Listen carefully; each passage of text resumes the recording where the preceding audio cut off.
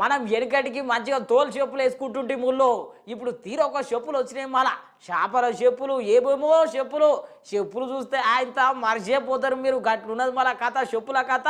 ఇక చెప్పులు ఎట్లున్నాయి ఏం సంగతి చూద్దాం పండు ఒకసారి.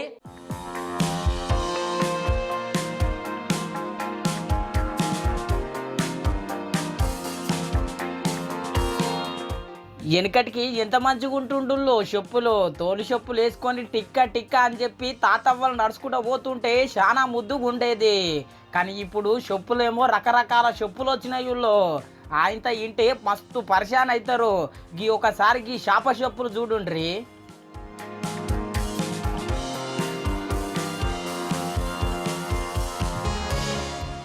చూసిరు కదా గిదెక్కడి చెప్పులు రో అని మస్తు పరిశాన్ అవుతున్నారులే. గీ చేప చెప్పులు చూస్తుంటే నిజంగా చేపనే వచ్చిందా ఏంది అనుకుంటున్నారు చాలా మంది. గా తీర్ల చెప్పులు తయారు చేసిర్రు.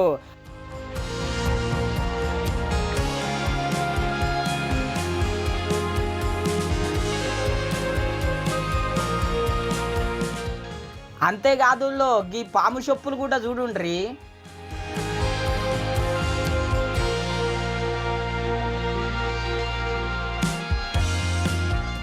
చూసిరు కదా చూస్తుంటేనే మస్తు భయం అనిపిస్తున్నది. ఇంకా వేసుకొని తిరిగితే ఇంకెంత భయం అనిపిస్తుంది చెప్పుండ్రి. ఈ పాము చెప్పులు వేసుకునేటోళ్ళకంటే వేసుకున్నాక చూసేటోళ్ళకే మస్తు భయం అనిపిస్తుంది. నిజంగా కాలుకు పాము చుట్టుకున్నదా ఏంది అని చెప్పి మస్తు పరిశాన్ అవుతారు.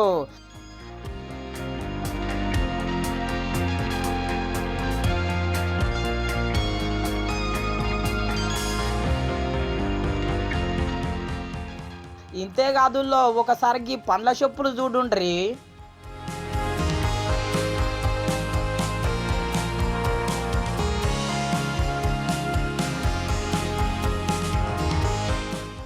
చూసిర్రు కదా అరటి పండ్లు చెప్పులు ఎంత ముద్దుగా ఉన్నాయో కదా.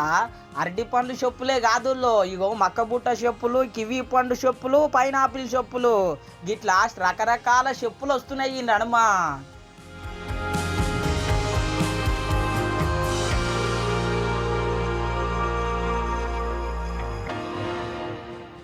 ఇంతకుముందు చేప చెప్పులు చూసిరు కదా, ఇప్పుడు పావురం చెప్పులు చూడండి.